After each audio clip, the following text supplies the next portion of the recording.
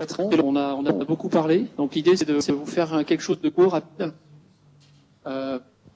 En un slide, vous voyez, c'est très court. Il y a beaucoup de mots. Il n'y a pas beaucoup d'images. Je suis désolé. En général, c'est plutôt l'inverse qu'on propose.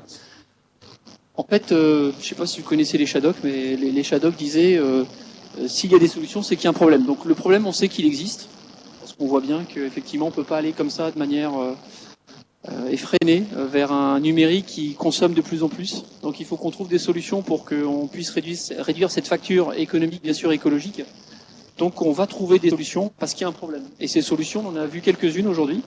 Il y en a sur les architectures logicielles, il y en a dans le domaine du réseau, il y en a dans le domaine des data centers, il y en a dans le domaine de l'éco-conception logicielle dans le code, où on a vu qu'il y avait des choses intéressantes et des gains intéressants à faire, que ce soit dans le mobile, que ce soit les applications back-office. Donc on a des solutions, on voit. Maintenant, il faut que les entreprises les mettent en œuvre. Il faut que les entreprises, il faut que ça rentre dans les entreprises.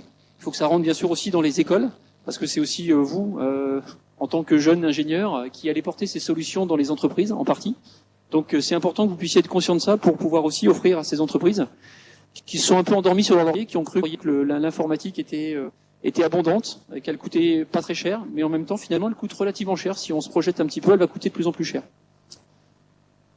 On a vu que finalement l'éco-conception numérique en général, l'éco-conception logicielle en particulier, puisqu'on traite de ce sujet-là, c'est écologique et c'est surtout économique. Si vous faites un gain écologique, vous allez gagner de l'argent derrière. Alors l'argent, ça va se traduire de plusieurs manières. Quand vous êtes un gros industriel, puisque effectivement c'est une histoire vécue qui est chinois, qui nous dit je suis le 3e producteur de smartphones dans le monde aujourd'hui. Demain, j'aimerais que mon smartphone dure non pas un jour mais 2 jours, parce qu'aujourd'hui la plupart des smartphones se déchargent au bout de la journée et vous rechargez tous comme vous pouvez, éventuellement dans la journée, le soir quand vous arrivez en vous dépêchant.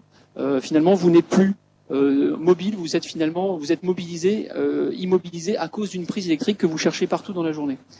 Donc d'une certaine manière, on voit bien que dans la mobilité, il y a un enjeu industriel très fort des constructeurs qui veulent absolument être le plus autonome possible pour pouvoir vendre le plus de smartphones possible. Il faut savoir qu'en 2014, le critère de choix d'un smartphone, c'était l'autonomie, depuis fin 2014. Donc forcément, les constructeurs vont... c'est pas l'économique directe du gain d'énergie qu'on fait derrière, mais c'est bien sûr le fait de prendre des parts de marché, parce que s'ils arrivent à avoir un téléphone qui dure 2 jours avant les autres, eh bien peut-être que ça pourra leur donner des ventes supplémentaires. First feedback of implementation, on voit bien qu'il y a des choses qui se font, on voit bien qu'il y a des entreprises qui commencent à réagir, on voit bien qu'il y a des sociétés numériques, des grandes structures, des grands constructeurs dans le domaine de la mobilité notamment et de l'objet connecté, qui commencent à se poser ces questions-là parce qu'elles savent que derrière il y a des marchés. Elles savent que derrière il y a des enjeux. Donc voilà, dans le data center, on sait que les data centers, ça coûte cher. Tout à l'heure, on a entendu parler de Facebook, qui à un moment donné a dû faire le choix de travailler sur le logiciel pour éviter de construire un nouveau data center. Ils ont divisé par 2 leur consommation de ressources. Et donc ça voulait dire pour eux, dans leur modèle économique, c'était finalement ne pas fermer les portes tout simplement, parce que s'ils avaient dû construire un 2e data center, probablement que leur modèle économique n'était pas stable et n'aurait pas pu être mené plus loin. Donc on voit qu'ici il y a des enjeux économiques qui sont pas neutres au niveau d'un grand comme Facebook aujourd'hui. On a des projets ambitieux, on a parlé d'éco-élasticité logicielle. Moi, ça m'amène pas mal d'intérêt, puisque finalement aujourd'hui on voit que l'internet, il est, comment dirais-je, c'est l'abondance en fait. On sent bien que finalement on n'est pas en mode contraint. Le fait d'avoir finalement l'éco-élasticité, ça permet d'apporter finalement un autre point de vue. On parle de cloud, on est dans quelque chose d'immense. On n'a pas l'impression qu'il y a une limite à tout ça, à ce monde numérique. L'éco-élasticité, c'est finalement se dire qu'à des moments, l'électricité coûte plus cher, le réseau est encombré. On va peut-être avoir besoin d'une certaine souplesse et de se dire, on va apporter du service et des contenus par la contrainte, liée à la contrainte d'énergie ou de ressources. Voilà, je dégrade ma vidéo en image, mon image en texte. Je passe de 3 chemins MAPI à un chemin, à un moment où finalement l'électricité est plus chère, où la contrainte réseau est plus forte. Donc là, on se rend compte qu'il y a des vrais enjeux à ce niveau-là, au niveau de l'éco-élasticité logicielle, notamment dans le domaine de l'Internet. Moi, j'ai entendu parler de 2 initiatives de labels qui me paraissent très intéressantes, une en France et une en Allemagne. Donc on va commencer à parler de green dans le domaine du logiciel et notamment sur le web. Peut-être que ces 2 initiatives vont réussir à se coordonner pour avoir un label international. La première en France est en train de se rapprocher de l'AFNOR pour finalement promouvoir ce label. Et puis la deuxième est en train de se construire en Allemagne. Et j'ai l'impression que les Allemands, quand ils s'y mettent, voilà, c'est dans le dur et ça peut aller assez loin.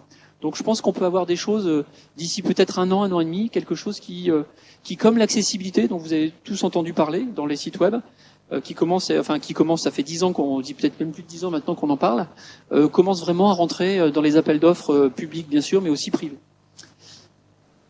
Et puis on a aussi pas mal de choses dans les écoles à faire, puisqu'aujourd'hui c'est vous qui portez ces changements. On parle de COP21.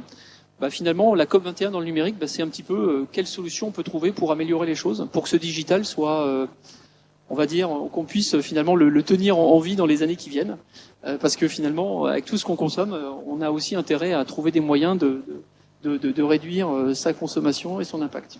Donc, si vous êtes vous, la jeunesse, étudiant, je m'adresse plus aux étudiants, vous êtes bien sûr les porteurs de ces changements, puisque c'est un numérique pour vous, mais qui va se faire avec vous. Donc, ces solutions sont importantes à porter à votre niveau dans les entreprises quand vous allez intégrer les entreprises. Voilà.